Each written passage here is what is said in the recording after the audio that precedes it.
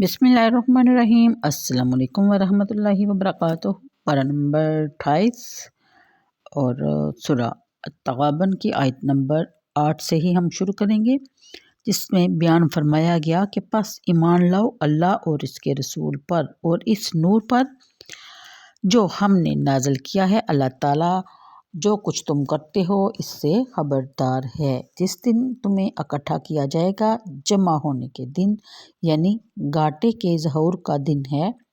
और जो ईमान ले आया अल्लाह पर और नेक अमल करता रहा, अल्लाह दूर फरमा देगा इससे इसके गुनाहों को और दाखिल फरमाएगा इसे बागों में रवां होंगी जिनके नीचे नदियाँ, और इनमें हमेशा रहेंगे ताअबद। यही बहुत बड़ी कामयाबी है। और जिन्होंने कुफर किया, हमारी आयतों को जटलाया, वो दोज़खी होंगे, हमेशा इसमें रहेंगे और ये बहुत बुरी पलटने की जगह है। नहीं पहुँचती किसी को कोई मुसीबत बजस अल्लाह के इज़्न के। ये आयत नंबर 10 तक का तर्जमा मैंने पेश किया। इन आयात की तफसीर कुछ यूँ बयान फरमाई गई कि कुफर और इनकार इंसान को जिन हलाकतों से दो चार कर देता है, पहले इनका जिक्र किया, फिर क़यामत के वक़ूअ पज़ीर होने का ख़त्मी ऐलान कराया। अब इरशाद फरमाया जा रहा है कि तुम्हारी सलामती और बेहतरी इसी में है कि तुम अल्लाह ताला और इसके रसूल मुकर्रम सल्लल्लाहु अलैहि वसल्लम पर ईमान ले आओ और कुरान करीम जो सरासर नूर हदायत है, इसको अल्लाह का सच्चा कलाम तस्लीम कर लो। ये नूर तुम्हारी ज़िंदगी के गोशा गोशा को मुनव्वर कर देगा और इसकी चमक से तुम्हारे तसव्वुरात के ज़ुल्मत कदे में उजाला हो जाएगा।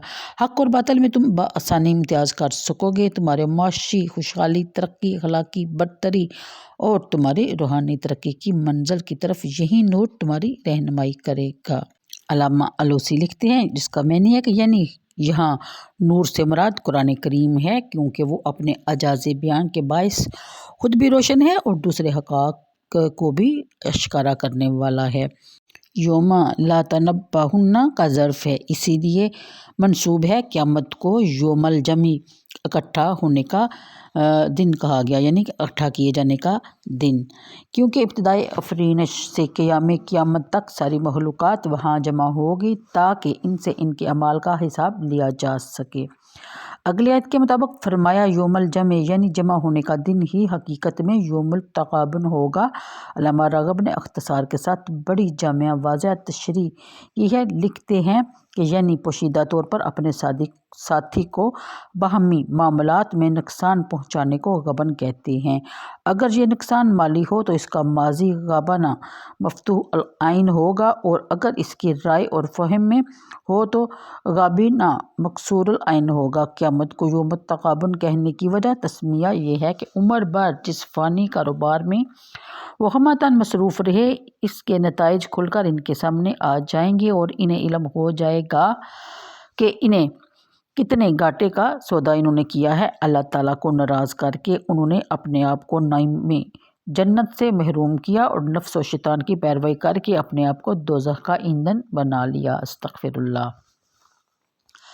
बाज़ मुफ़स्सिरीन ने फरमाया कि ये बाब तफ़ाल है, इसमें दो या दो से ज़ायद आदमियों की शिरकत ज़रूरी है। इसलिए उन्होंने यौम तगाबुन की तशरीह यूँ की है कि अहले जन्नत जब जन्नत में दाखिल होंगे तो उन्होंने अपने महल्लात के अलावा इन लोगों के महल्लात भी मरहमत फरमा दिए जाएंगे जिन्होंने गलत रवि के बायस अपने आप को जहन्नम का सजावर बनाया। और जहन्नमी जब दोज़ख में फेंके जाएंगे तो इन्हें अपने ठिकानों के अलावा इन लोगों के ठिकाने भी दिए जाएंगे जो राह रास्त पर गामजान होने के बायस दोज़ख के अज़ाब से निजात पागे।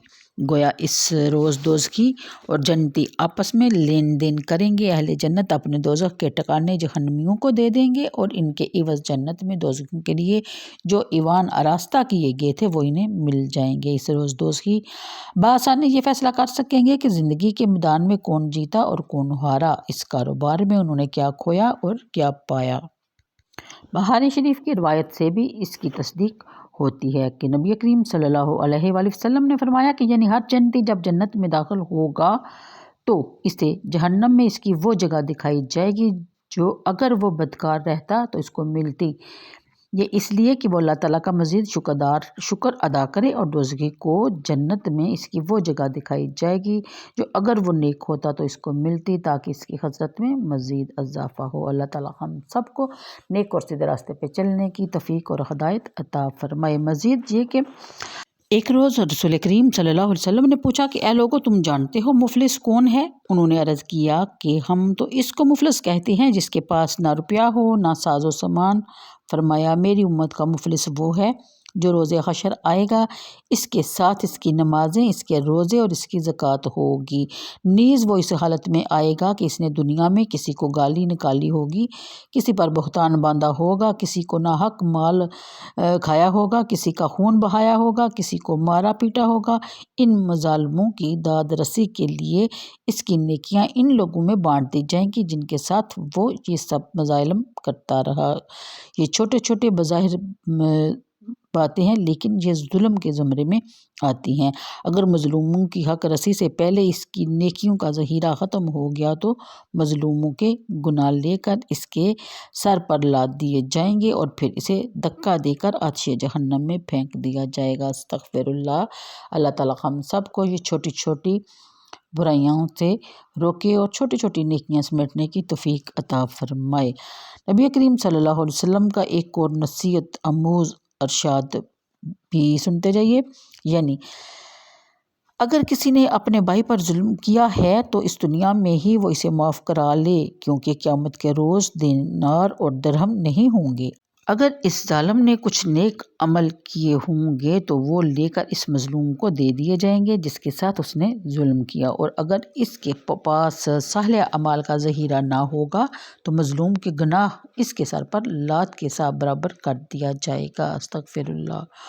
وہ لوگ جو تلاش زر میں آج دیوانے بنے پھرتے ہیں، حلال حرام جائز ناجائز کی تمیز بھی نہیں کرتے، جو لوگ اپنے کارخانوں کی اونچی اونچی چمنیوں سے سیاہ دھواں نکلتا دیکھ کر پھولے نہیں سماتے، جو آج اپنے کروفر میں اتنے مست ہیں کہ انہیں راہ حق پر ایک قدم چلنا بھی گوارا نہیں، انہیں اگر فرصت ملے تو وہ یوم تغابن کا بھی تصور کریں جب انہیں حال کے کائنات کے حضور لا کر کھڑا کر دیا جائے گا۔